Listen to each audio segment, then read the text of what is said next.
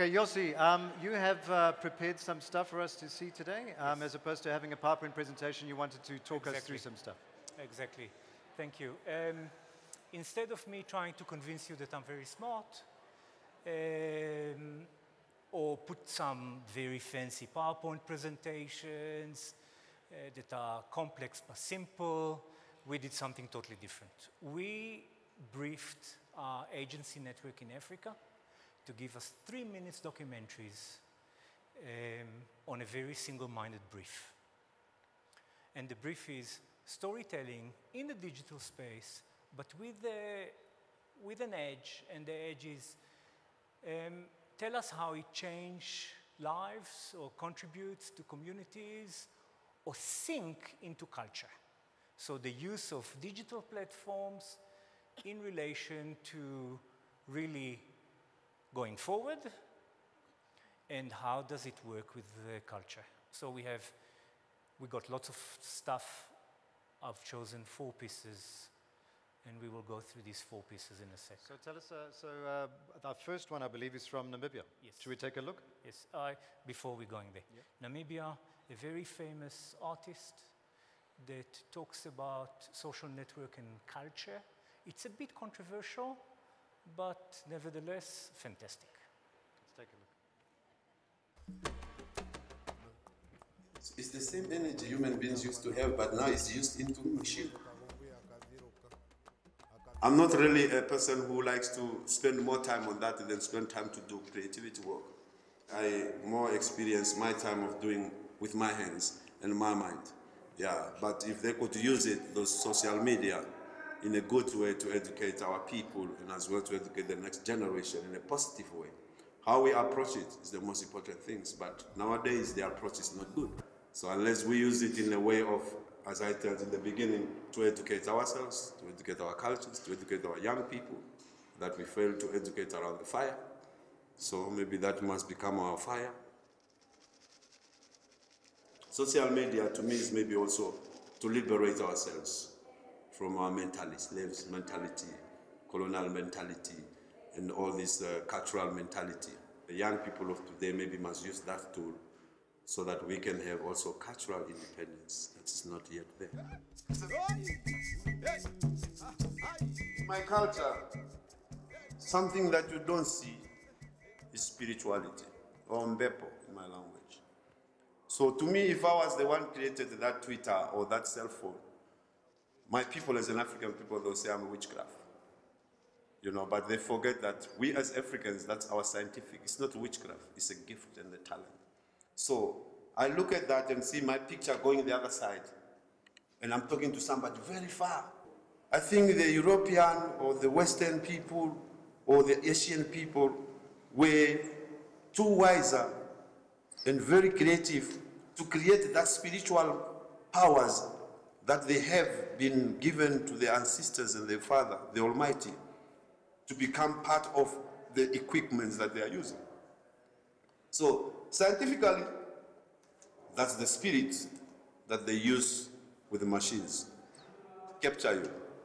Our ancestral power in a society like Africa, it was looted by the missionaries.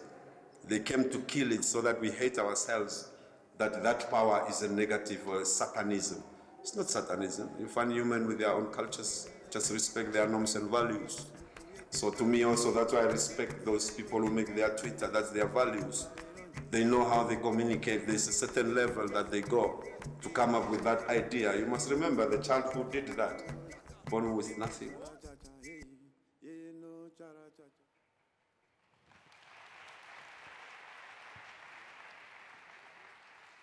Lucia, I wanted to ask you, just based on what you saw there, this is a very real story. Are you finding, from a client perspective, that real stories are maybe what's making the impact and the difference in terms of this new approach to digital media and using real stories?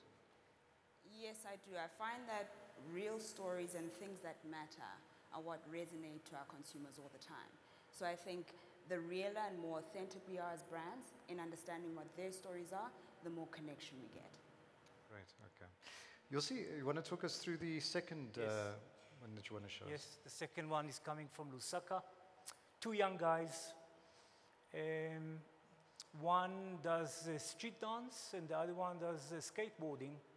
That decided, or the strategy was, let's teach the youngsters to do something fun, something have some meaning. Hopefully it will take them out of the street and it will give life a purpose. It was very low-key till they hit the social network, until, of course, CNN got hold of it and made them famous. Let's see.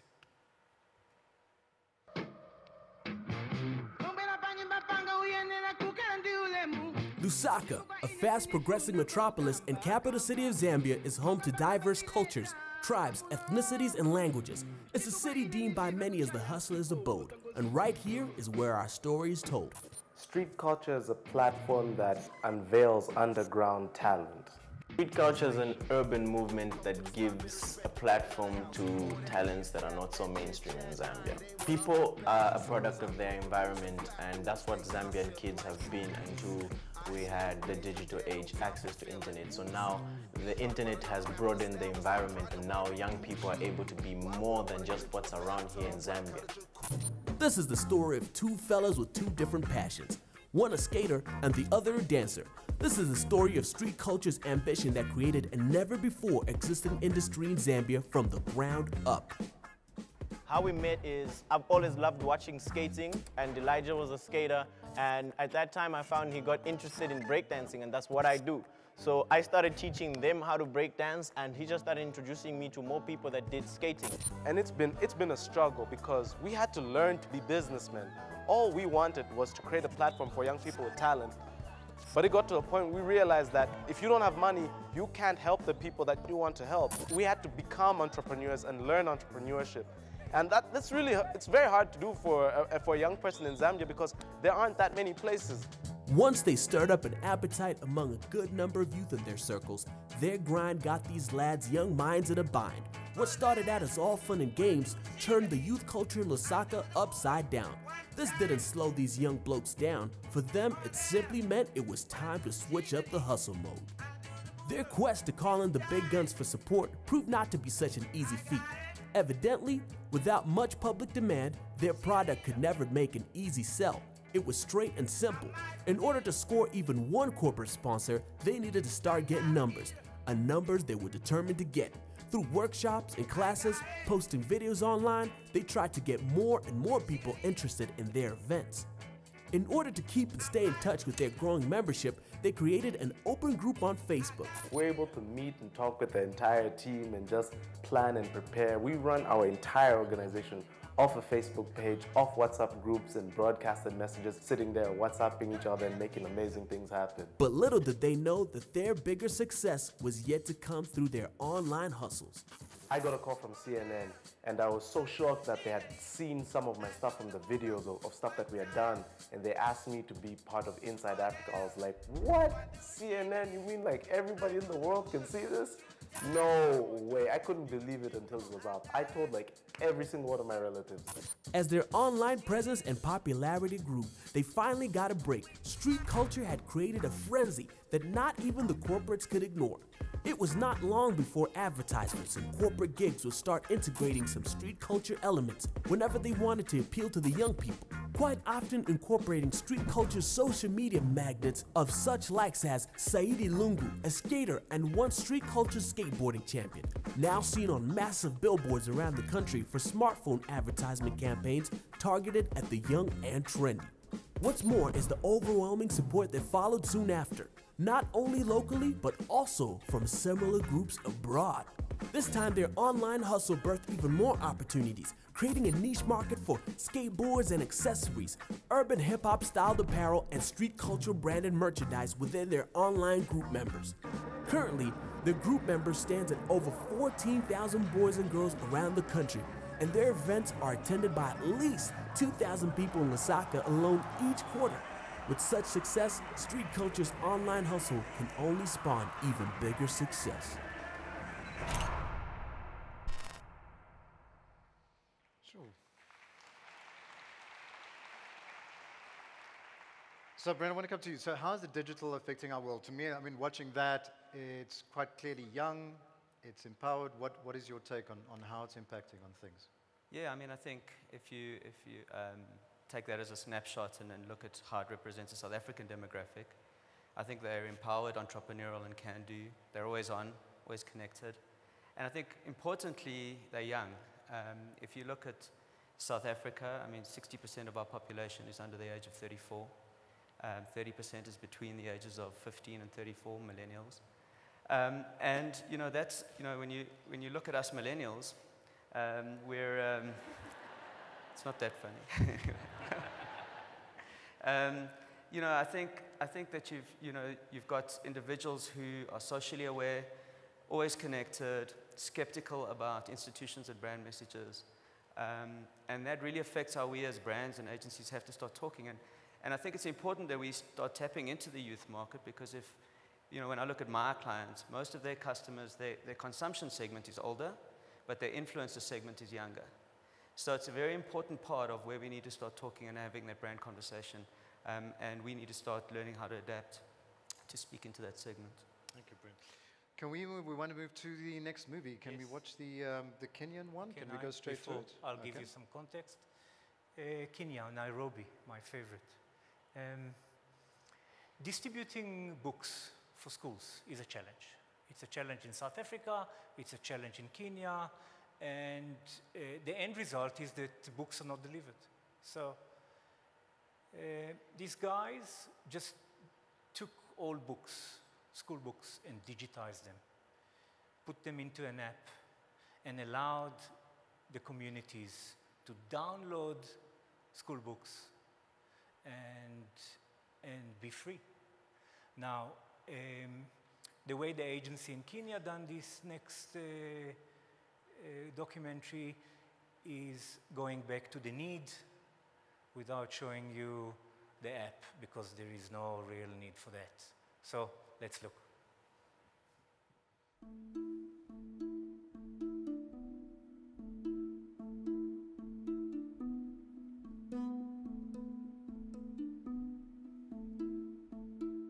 When I was growing up, we were very poor. I used to help my mother sell charcoal just to get by.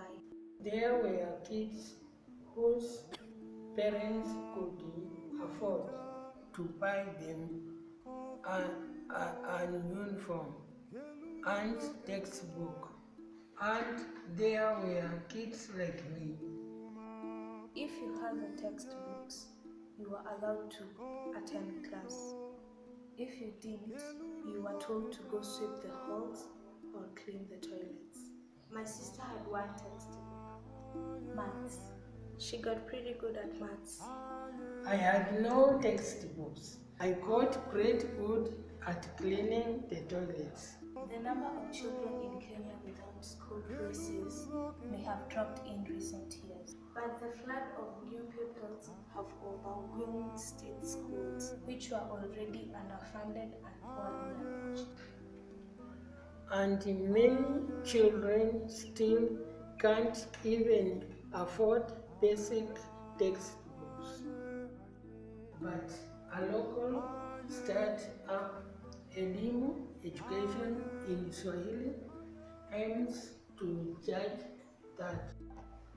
They are providing textbooks that can be downloaded on even most basic of phones. Full curriculum, even virtual teachers. It's cheaper, sure, but it's not free. The theme of this conference is home digital is transforming lives. Make it more than a theme. Make it a reality. A small donation could literally help thousands of children. It may be a little late for me, but it is not too late for them. Please help. Help.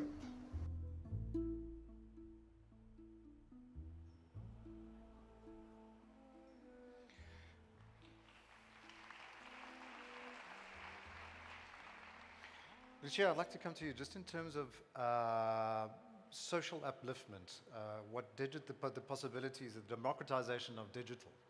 what it can offer, how do businesses, brands tap into the possibilities that it offers? I think how businesses and brands tap into the possibilities beyond just CSV is how we drive our brand messaging, right? And I think sometimes more so than ever, based on insight, our messaging has to be intrinsic to connecting with our consumers. A pure example is a campaign that was done by the Nigeria team for Nescafe, which was about getting started, right? And the idea was to help young individuals within Nigeria to get it started, things that would change within their community, and I think that is how some brands are leveraging it. Interesting. It was interesting you mentioned Nigeria because our very next video happens to be from Lagos in Nigeria. Do you want to introduce that? From Lagos. And we close with a bang because the Nigerians are colorful. Transport is a big issue. Going to work in the morning can take 3-4 hours. It's a big chunk of the day. Lagos is a no-go zone, really. It's amazing, but it's a problem. It's a huge problem. So transport sharing is not a new thing, but the way they done it is very interesting. So this is Lagos, colorful and noisy and with an attitude. So let's look at it. This is my city, Lagos, where the sun sets, where the lights never fade. The days do not begin, but roar to life. All of us, 20 million plus, are in constant pursuit of happiness. Only that in most instances, we do not seem to move a lot.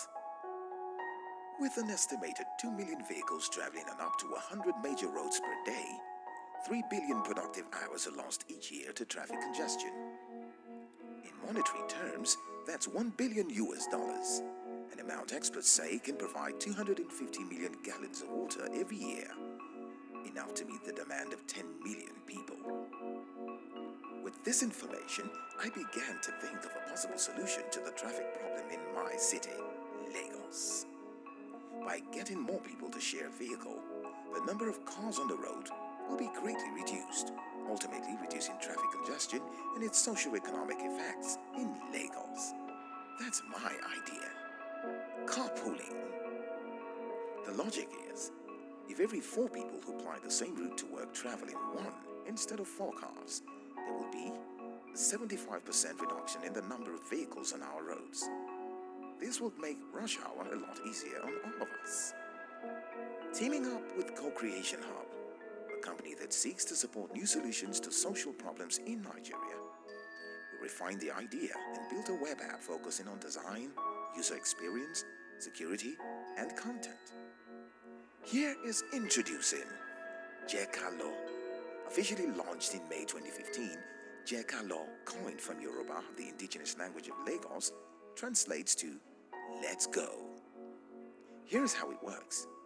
Users can choose to join or offer a ride on the web app and input their route information to get a list of available rides or people looking forward to sharing one. They can then accept to join a ride and continue communications via email with participants within the app to arrange a meeting point. Potential users are verified using biometric data, and we usually draw from the working class. In return, the owner of the car used earns points which accumulates to tokens that are exchanged for vehicle servicing and maintenance, fuel vouchers, as well as cash rewards. To all intents and purposes, most users of Jekalo are not in it for the material reward. They simply do it as their own contribution to solving the traffic problems in Lagos, while at the same time having someone to share the daily commute with. Within 8 weeks of its creation, Jekalo already has 10,000 users. This is a bold step into the future, a future that sees us tackle the traffic congestion on our roads and improve our productivity. We will get to that future if we work and walk together. So, to all of us, I say, Ejekalo.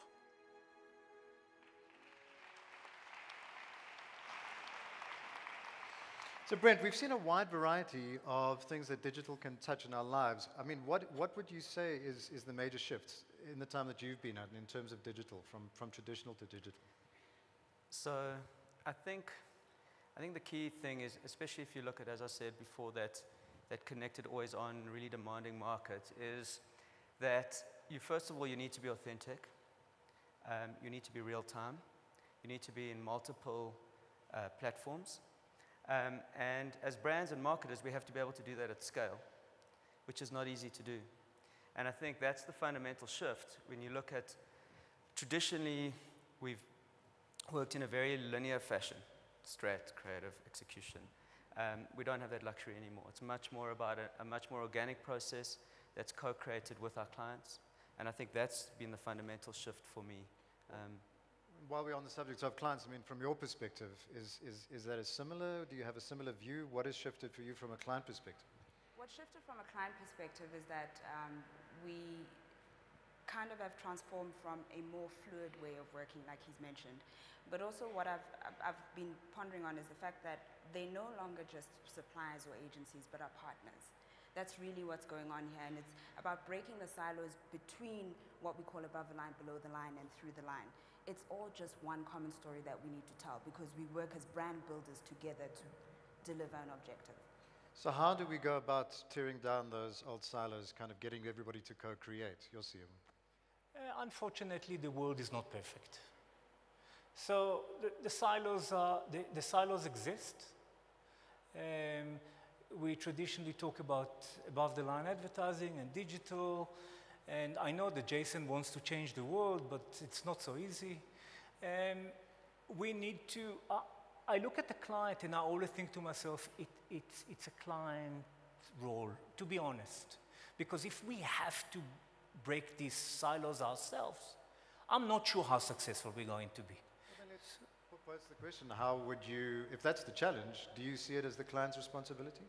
I think it's the responsibility of both client and agency, as much as there's still a hand-holding job that needs to happen from a subject matter expert perspective.